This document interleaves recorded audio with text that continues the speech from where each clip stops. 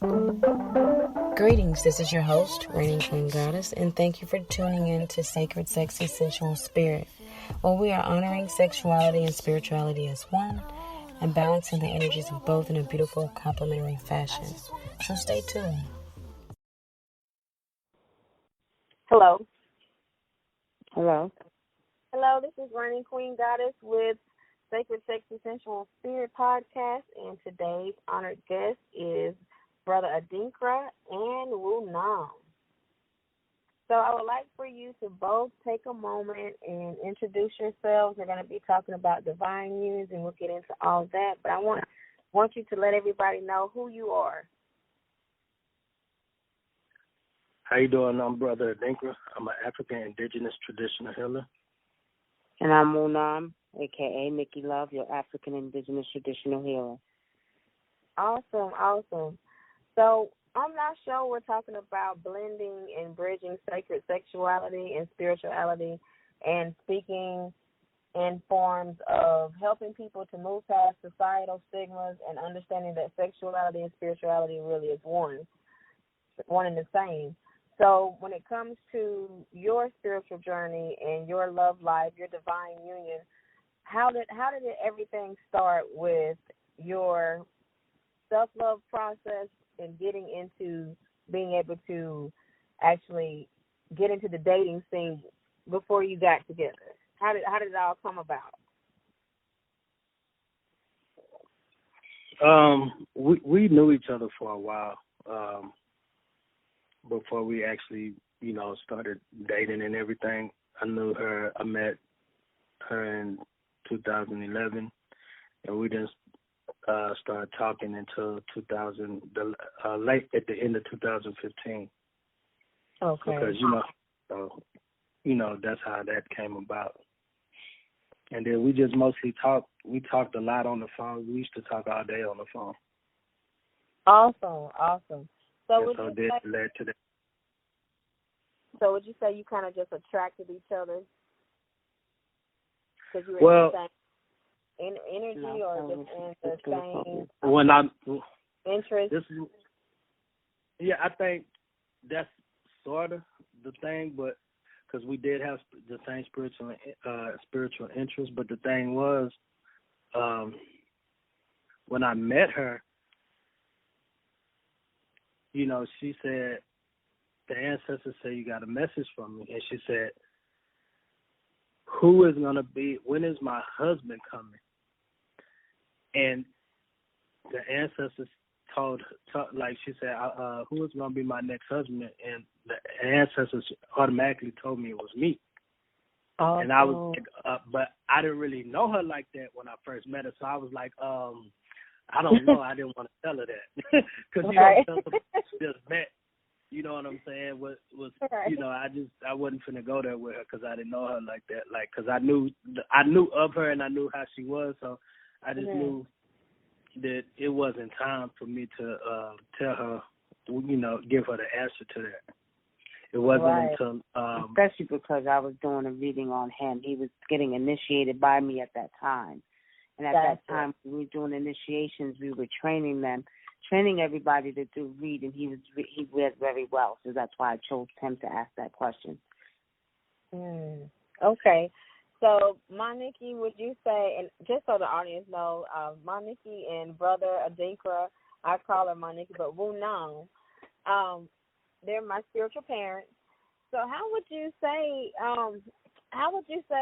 you felt, I guess, when it comes to following your intuition and getting the reading, and how did you deal with the information? How long did you sit on the information, and how long did it take you to move through connecting with her in that way, or you connecting with him in that way?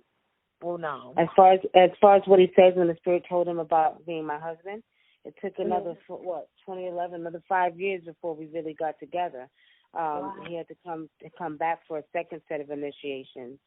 And at that moment, at that time, I didn't even know still that the spirit told him that I was going to be his wife, or he was going to be my husband. It was 5 years later we got together again. At that time, he came down and it still wasn't a message that I got. It was more of a message I guess he got because he had a vision that he didn't have no business having while he was there and getting initiated, but it is what it is.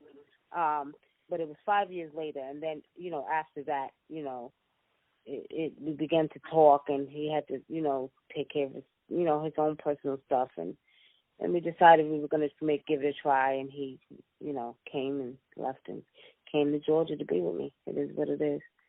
Awesome, and they have a beautiful union. I have witnessed myself. I wanted to be able to have the ones in the audience that are single and are going through maybe their sacred journey and connecting with their divine reflection. What is your advice for those who may be seeking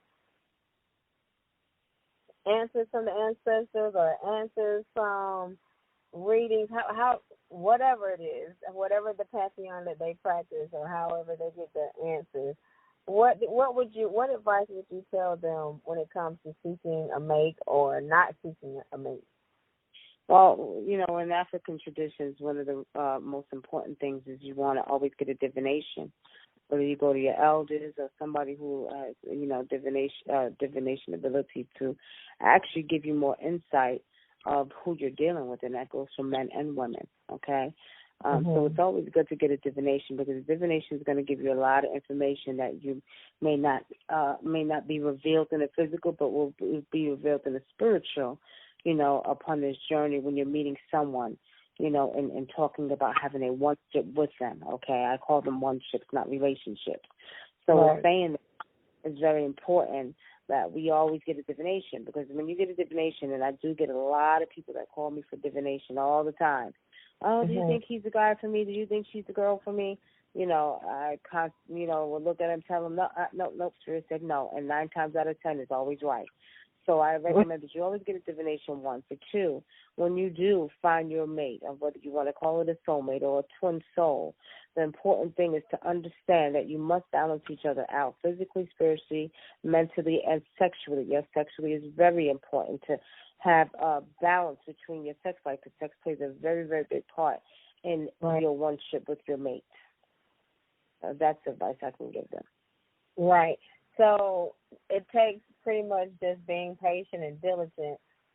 So would you also say that it takes also a bit of self-love and self-discipline and just going along your self-healing journey and preparing yourself to be able to receive and actually be ready for your divine reflection, or you attract that by being what you're looking for? Well, you have to understand, we're human beings we're living a physical experience and we're spiritual beings, okay? So we're saying that we go through many different experiences in life. So a lot of times when we talk about having a one-ship or relationship, if you all want to call it that, we have to understand a lot of times it comes with baggage. So your self-healing, self-reflection, so all of that is very, very important before you even decide to embark on another journey or another relationship with a man or a woman.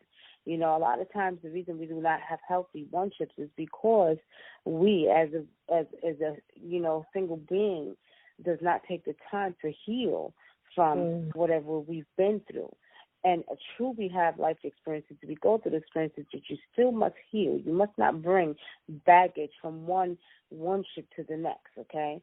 So we're saying that you must heal, self-reflect, learn, gain wisdom from whatever you have been with, with the last person you was with. It's very important all of that takes place, because otherwise you will not continue forward in your life with healthy one-ship. So you have to heal. You have to self-reflect. You have to go within and say, okay, why did this one-ship feel? You know what I mean? Did it feel because, of me or because of you, or was this an experience so I can know that, the next one I don't want to feel the same experience. So there's so many different aspects to that.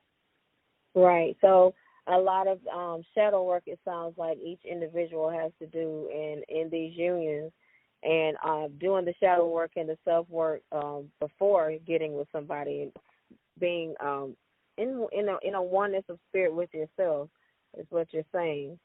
I know a lot of women that come to me. They're wanting readings, or can you help somebody fall in love with me? What is your take on that as far as making someone fall in love? Because I always reject and say, what I will do is help you fall in love with yourself so that you can begin to attract the things that you're looking for to be your reflections and continue to work and heal through your self-healing journey. So what is your take on when people are so desperate for someone to fall in love with them, or they're having a hard time letting someone go, and just the whole love spell thing? It's totally against taking someone against their will. It's against their African tradition, cultural way.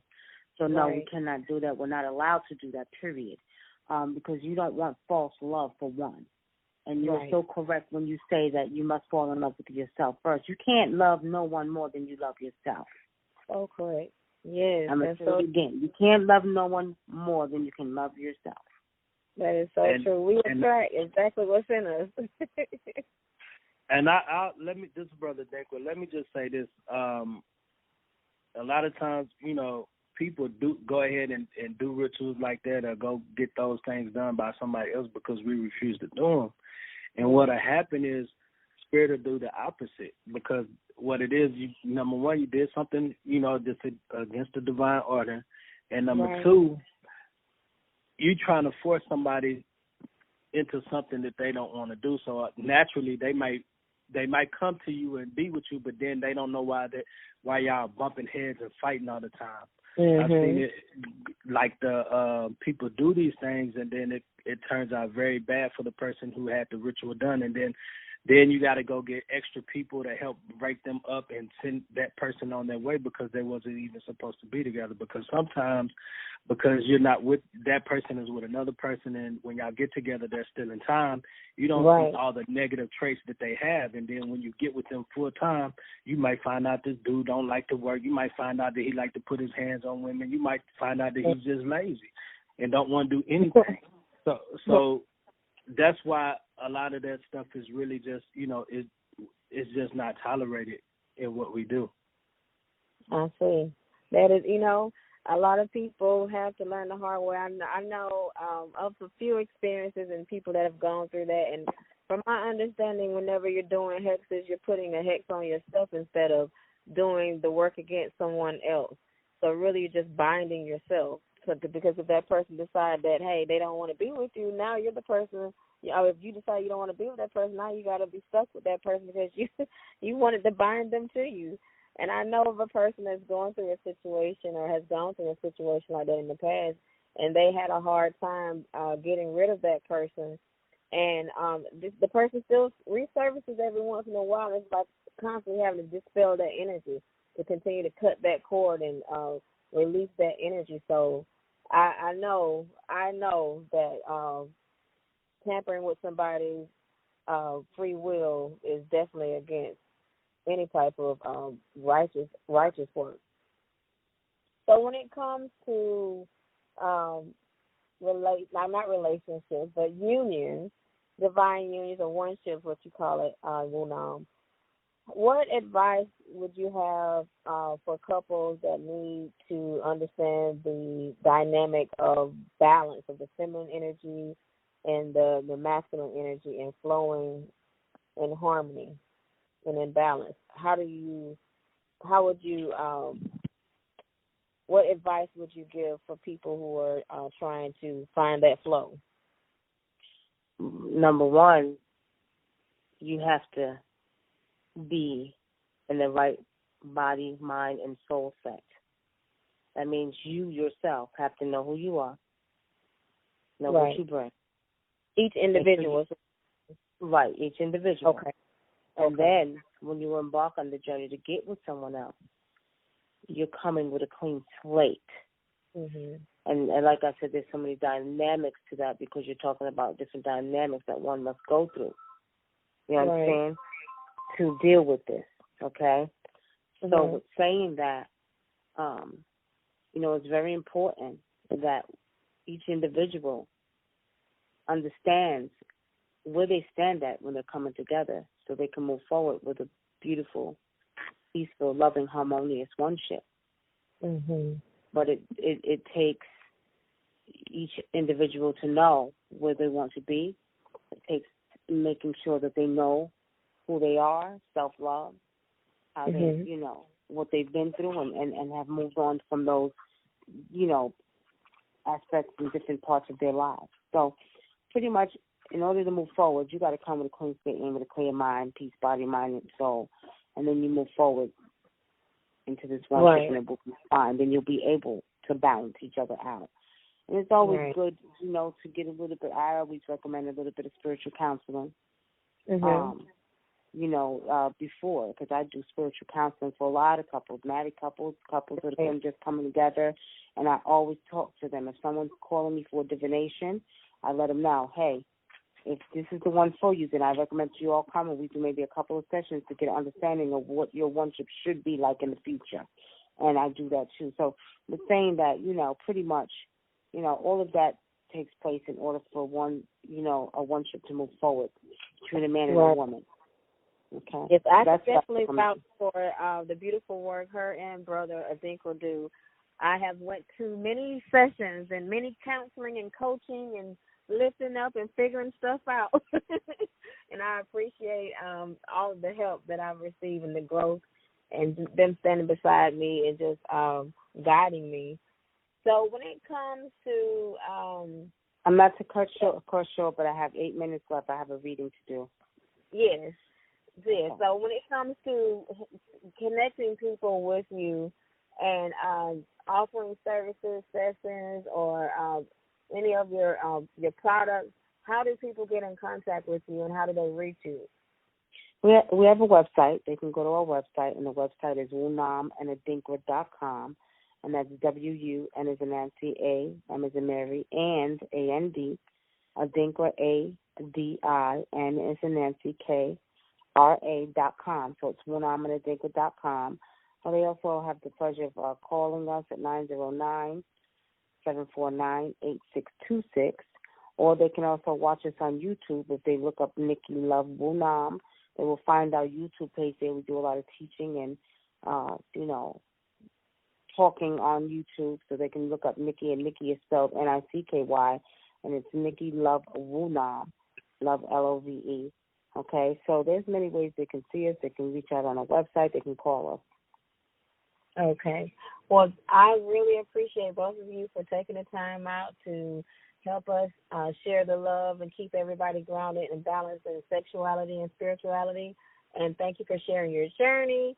And everybody stay connected. Head over and get their information. And we're going to let you all go. So infinite peace and blissful blessings. And thank you both again. Okay, thank you for having us. You all have a good night. You're welcome. Thank you. Greetings, gods and goddesses. This is Nikki Jones, a.k.a. Reigning Queen Goddess, stopping by to invite you to check out my 12-week intensive, Sacred, Sexy, Sensual Spirit, an intensive that focuses on combining the aspects of sexuality and spirituality as one, learning how to include self-love practices, body positive, mirror work, orgasmic manifestation, cutting cords, sex magic, divine unions, sacred sex, ceremonial worship, and the sacred art of spiritual fluidity, and balancing all these aspects as one. If you are interested, please send me an email to sacredgoddessesoasis@gmail.com, and see you there.